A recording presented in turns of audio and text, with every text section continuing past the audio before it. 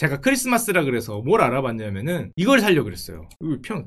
피아노를 사주려고 그랬는데 큰 업라이트 피아노가 아니라 너무 크니까 이걸 치우고 해주려고 그랬는데, 자, 문제는 제가 생각하기에 분명히 우리나라가 피아노 강국이었거든요. 우리나라 제가 어렸을 때 삼익과 영창이잖아요. 우리나라 피아노 대표적인 기업들이. 삼익과 영창이 세계적인 기업이었어요. 그렇게 들었습니다. 그렇게 들고 자랐어요. 그래서 이게 어떻게 됐는지 시장을 잠깐 알아봤는데 아주 재밌는 현상이 벌어졌죠. 요 피아노의 주제는 정말 아쉬움입니다. 아쉬움. 기회가 있었는데. 피아노 혹시라도 여러분들 헷갈리실까 보여드리면 이게 업라이트 피아노고요. 아시는 분 아시죠? 다 저렇게 안 생겼어요. 요게 그랜드 피아노입니다. 뭐가 다를까요? 당연히 현이 이렇게 서 있겠죠. 업라이트는. 그래서 업라이트고요. 그랜드 피아노는 당연히 현이 이렇게 누워 있겠죠. 네, 이렇게 서 있는 거, 이렇게 누워 있는 거 당연히 이게 훨씬 비싸겠죠. 이건 비교가 안 되게 비싸죠. 가격이 다르고 뭐 페달도 다르고 하는데 기본적으로 이렇게냐 저거 차이가 있습니다. 뭐 굳이 중요한 건 아닙니다. 하여튼 제 기억 속에 제가 어렸을 때 분명히 영창과 삼익이 세계적인 피아노 기업이고 우리나라가 세계적인 피아노 강국이라고 들었는데 가니까 별로 뭐 그렇게 그게 없는 것 같아서 좀 알아봤어요. 영창과 삼익 뭐 투쟁의 역사다. 옛날 같으면은 뭐 삼익악기, 삼익 피아노 1958년 설립돼서 쭉 잘 나갔고, 영창 뮤직 같은 경우도 쭉 잘 나가다가 보니까 1997년 외환위기 때 구당탕탕탕해서 문제가 생겼다가 지금은 최종적으로 현대산업개발이 들어가서 요즘에 영창 피아노 이름은 HDC 영창입니다.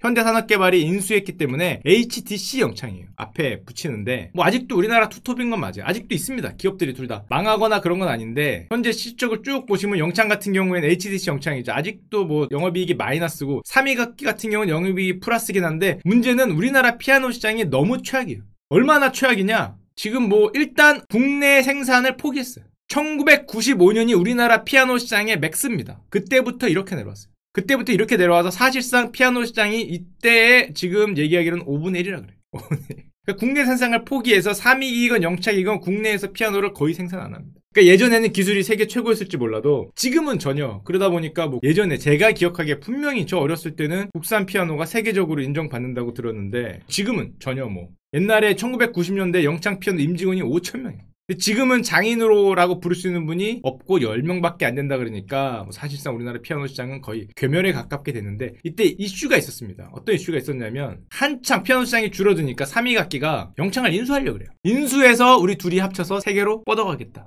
인수 시도를 해요. 인수 한지 알았어요. 그때 삼익이 42%, 영창 55%. 2004년 엄청 옛날 얘기입니다. 15년 전 얘기인데 사실상 사서 인수를 했다라고 공시를 했는데 깨지죠.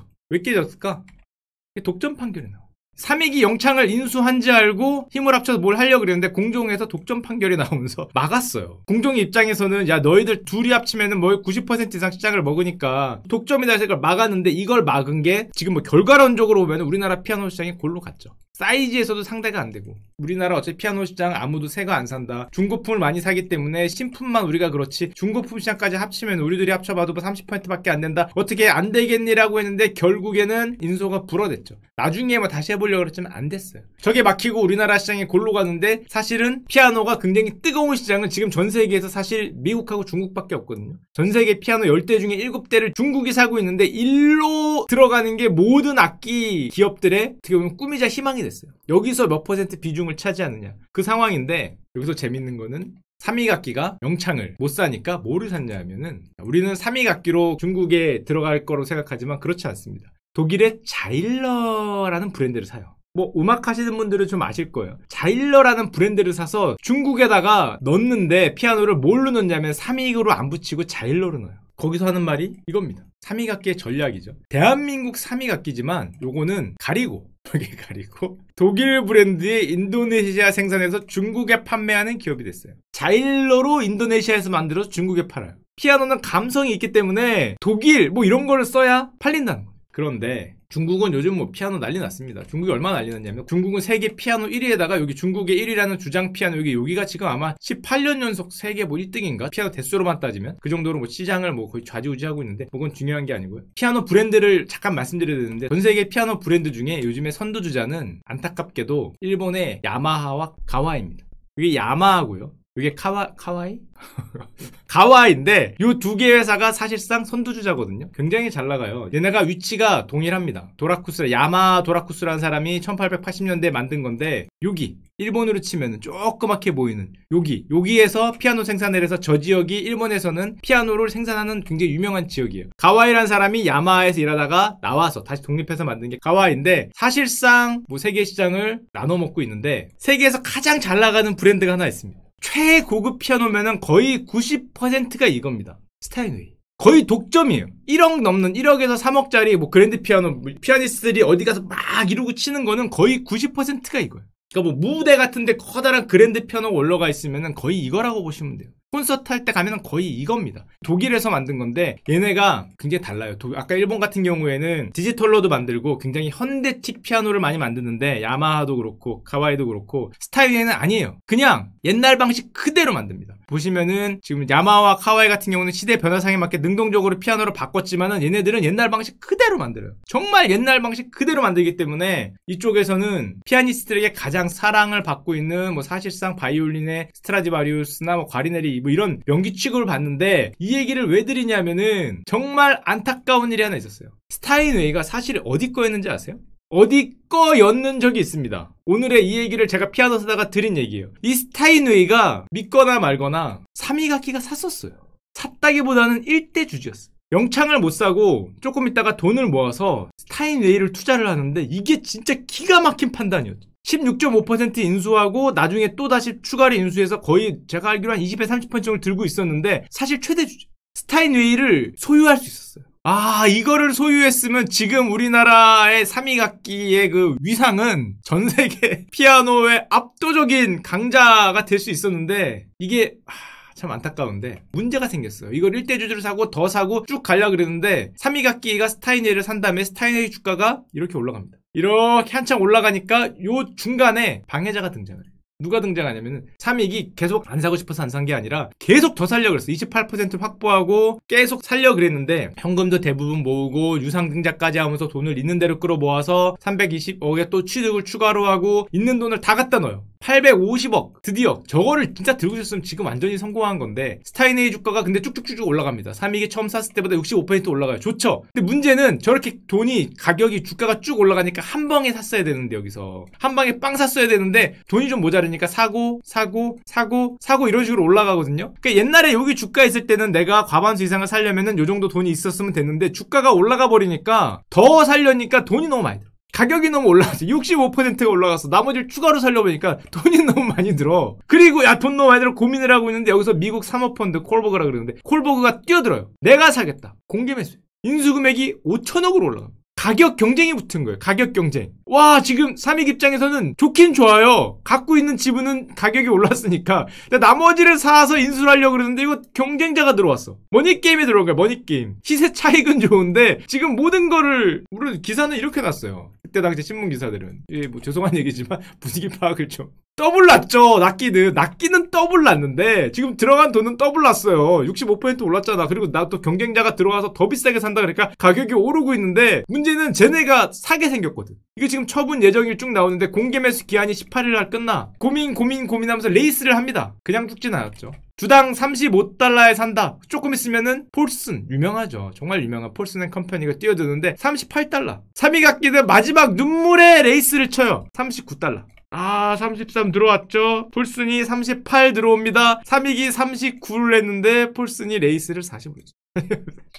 40으로 쳐서 결국에는 가져갑니다. 결국에는 주당 40달러까지 가격이 올라가면서 여기서 지지를 치고 자기는 지분을 넘깁니다. 넘겨서 물론 엄청 벌었어요. 거의 뭐 700억, 800억을 벌었다 그러는데 그러니까 외부에서 보기에는 야 주식 투자를 했다가 지분 투자를 했다가 쟤네가 들어와서 폴슨한테 거의 따블을 남기고 들어갔기 때문에 3위각기 주가가 이렇게 올라가요. 야 니들 돈 벌었다며. 몇백억이 들어왔잖아 현금이. 몇백억이 들어왔는데 그거 자기 돈 절반이라고 치면은 뭐 몇백억이 들어왔으니까 현금 부자한테 3위각기 주가가 올라. 이 스타인웨이 이때 인수에 이제 지분을 팔면서 현금 파는 게 들어오니까 주가는 올라갔는데 사실은 만약에 저거를 그냥 이겼으면은 뭐 주가는 이러다가 별로 못 올랐을지라도 장기적으로 이럴 수 있었는데 이때 지분 돈은 좋았는데 그 다음에 성장 동력이 상당히 애매해져.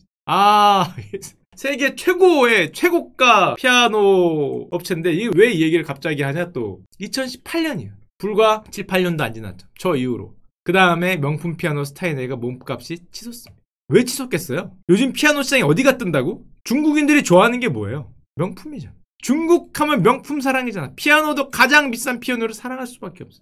명품 피아노. 얼마에 지금 쭉 나오죠? 2013년에 저 전쟁이 끝나서 결국에는 5년 지났죠. 5년 만에 지금 중국 국영회사, 중국 회사가 폴슨한테 스타네를 팔아라 그러는데 매각 금액을 제시한 게 10억 달러. 1조 1,300억.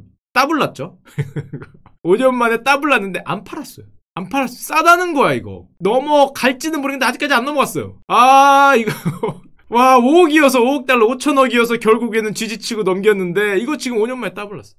더 나게 생겼어요. 지금 더 나게 생겼어요. 안 팔았기 때문에 가격이 얼마가 될지는 뭐 아직은 모르는데 정말 눈물이 앞을 가리는 거죠. 신문에서도 얘기를 합니다. 3위각계 심정물 이렇게 얘기하는데 돈은 많이 벌었어요. 이 900억 가량의 매각 차익을 하면서 아까 3위각계 주가가 이렇게 올라갔죠. 정말 현명한 판매가 정말 물론 이게 뭐 가지고 싶다고 가진 게 아니라 결국엔 얘네가 질러서 돈이 없으니까 지지치고 나온 건데 이때 만약에 어떻게든 자금력이 됐으면 지금이 달라요. 와, 세계 1위 브랜드를 가져올 수 있었는데 정말 눈물이 앞을 가리는 피아노 시장이고 지금 그래서 아까도 얘기했지만 독일 자일러 브랜드로 삼익은 다시 중국에 들어가서 뭐 여전히 열심히 잘하고 있는데 사실 요걸 보면서 한 가지 느낀 게 저 스타이네가 뜨면서 비슷한 게 하나 있는데 바이올린 중에서 크레모나라는 데 아세요? 이거 음악하는 분들은 다 아시죠? 모를 수가 없는 지역인데 이탈리아에 크레모나라는 데가 있어요. 이탈리아가 이렇게 생겼잖아요. 이렇게 생기면은 크레모나가 여기 어디 있습니다. 이거 스위스고요. 스위스 프랑스 있으면은 여기 어디가 크레모나라는 지역인데 크레모 아니죠. 이 지역이 전통 바이올린 공예로 굉장히 유명해요. 들어보시면 많아요. 음악 하시는 분들은. 왜냐하면은 여기는 가면은 도시 자체가 바이올린을 만드는 도시예요. 왜 유명하냐? 우리가 누구나 아는 스트라디바리의 고향인 이탈리아 크레모나인데 여기가 스트라디바리 뭐 과르니에리 뭐 아마티가 원래 있던 거고 스트라디바리가 아마티에 들어간 거죠. 아마티의 제자로 들어가고 과르니에리 나중에 들어가서 문화에 나온 게 바이올린의 지금 브랜드가 됐는데 지금 뭐 바이올린의 명품의 수도죠. 정말 비싼 바이올린들을 만드는 게 여기입니다. 마에스트로의 경지에 오르고자 하는 사람들은 우리나라 사람이건 전 세계 사람이건 전부 다 크레모나로 가요.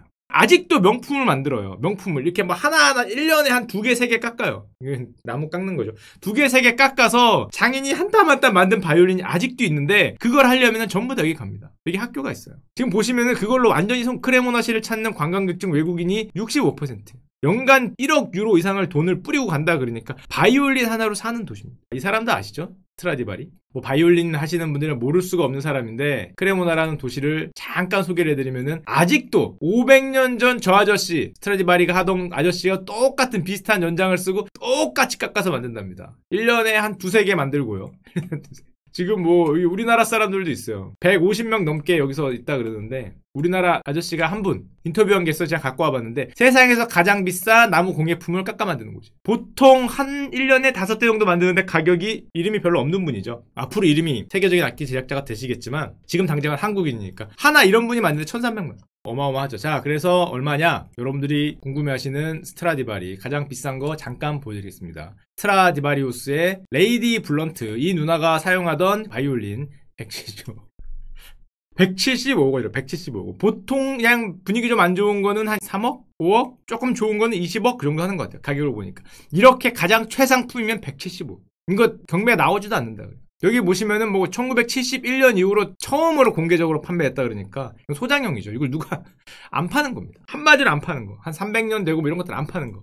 사실은 문화라는 게 이렇게 이미지 메이킹이 정말 중요한데 얼마 전에 유명한 사건이 있었어요. 이 아저씨가 첼로도 만들었는데 그 첼로는 2천만 달러. 우리나라로 220억인데 그걸 누가 이 사진 촬영하다가 미끄러지면서 목 부분이 댕강했다는 그 안타까운 그 이렇게 했다는 뭐 이런 게 있었는데 뭐 하여튼 안타깝습니다.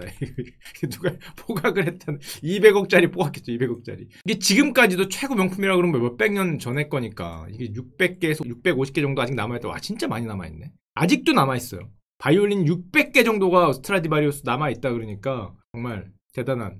하나 더 보여드리면은 저 아저씨랑 비등비등한 게 얘기하는 게 델제스죠. 다 들어보셨죠? 과르넬리 델 제수라고. 요거 하시는 분들이 정말 좋아요. 소리가 크고 말은 덥다 그래서 정말 좋아하는 건데, 저게 왜 저렇게 비싸졌냐면은 스토리가 정말 많습니다. 참 저런 명품을 만들려면 정말 스토리가 중요하다는 게, 그 유명한 누굽니까? 여기 보시면은 파가니니가 정말 좋아하는 바이올린이었고, 박력 넘치는 소리로 뭐 대포라는 뜻을 붙은 뭐 캐논이라는 바이올린 정말 좋아했고, 이 사망한 파가니니가 이걸 어디에 기증했고, 이게 또 어디에 있고, 뭐 국제 콩쿠르 우승자에게 한번 켜주고, 그걸 또 세계에 전부 보여주고, 세계에서는 그거를 다 찍어서 이 뭐 엄청난 소리를 들어라 하면서 사방으로 뿌려주니까 정말 홍보 효과가 엄청나죠. 명품의 스토리를 담는 거죠. 스토리를. 이겁니다. 이 캐논이라는 바이올린인데요. 뭐 이거를 킬 수 있는 사람은 1년에 한 번 크리스토퍼 콜럼버스 축제 1인 10월 12일 날 프레미오 파가니니 국제 콩쿠르 우승자가 한 번 킬 수 있어요. 스토리 멋지지 않아요? 1년에 한 번 파가니니를 기리는 무슨 국제 콩쿠르 우승자가 한 번 키는 거.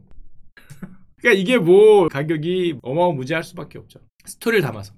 이런 것도 있습니다. 바이올린 활도 있어요. 사토리라고. 일본 사람 이름 아닙니다. 일본 사람. 활이 하나가 2천만에서 5천만 원. 이거죠. 이렇게. 그렇다고 합니다. 뭐 그렇다고 하는데 뭐 저 같은 눈 까막눈이야 모르겠고, 이걸 보면서 느끼는 건데, 확실히 그 명품에다가 스토리를 담는 거는 정말 중요한 대표적인 스토리를 담는 제품이 이거죠. 전 세계 명품 중에서 가장 스토리를 많이 담는 것 중에 하나가 이겁니다. 와인. 스토리로 성공을 했죠. 이걸 와인을 보면은 로버트 파커가 점수 매기는 아저씨인데, 이 아저씨가 최근에다가 이렇게 점수를 매기면서 더 유명해지긴 했는데, 와인의 스토리를 보면 정말 뭐 어마무지하죠. 로마안의 꽁띠 이런 거 유명하잖아요. 요런 엄청나게 비싼 와인의 스토리를 보면은, 평론하는 글들을 보면 세계 최고의 레드 와인을 넘어서 한번 그 맛을 보면 영원히 그리워하는 와인. 꿈의 와인, 드림 와인, 이거에 대한 평가를 제가 하나 봤는데, 샤토 마고라는 와인에 대한 평가입니다. 보통 이렇게 남자들이 이런 거 잘 안 하잖아요. 이거 여성용 의류 브랜드 평가하고 비슷한데, 샤토가 성이에요. 벌써 캐슬 마고인데, 보라색 와인이 감도는 어두운 적색의 매력적, 아로마는 블랙베리, 잘 익은 체리, 카시스 견과류, 미네랄 향이 순수하고 섬세했다. 마시는 순간 미디엄 풀 바디에 드라이하면서 입안을 가득 채우는 풍성한 과일향. 산도의 조화가 매우 우아했다. 10년 후 다시 시음하면 위풍당당한 여왕의 모습을 보여줄 거라 기대하지만 어린 모습도 매력. 2004년산이니까 아직 어리다는 거죠. 10년밖에 안 됐으니까 어린 모습도 매력적이었다. 야, 이거는 이 정도의 이런 그 평이 나게 나오려면은, 이거 보통 패션 잡지에 아니면 화장품에 무슨 뭐 나이트 리페어 무슨 뭐 그런 거잖아요. 거의 길고 긴 무슨 블랙베리, 잘 익은 체리, 카시스 견과류, 미네랄 향이 순수하고 섬세하고 미디엄 풀바디에 드라이하면서 입안을 가득 채우는 풍성한 과일향과 산도의 조화, 뭐 이런. 이게 웃기다는 게 아니라 이 정도로 평가를 받고 이런 단어들이 나올 수 있어요. 명품이네.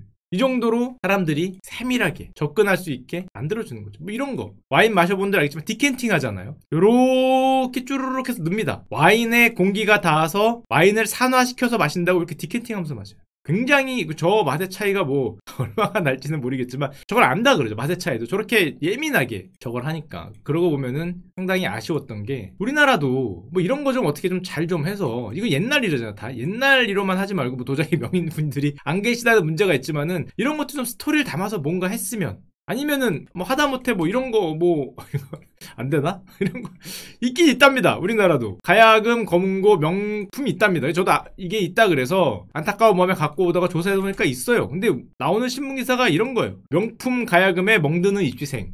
이건 우리는 저런 악기가 입시했으니까 저거를 명품으로 만들면 입시생들이 이걸 사야 돼서 이게 비싸서, 그래 뭐 그렇긴 하네요. 그렇긴 하네요. 이제 국악 그걸 쓰니까, 입시했으니까 뭐 이런 기사가 나오긴 하는데, 조금 좀 스토리를 잘 입혀서 우리나라도 좀 저쪽으로 갔으면 하는 생각이 들고.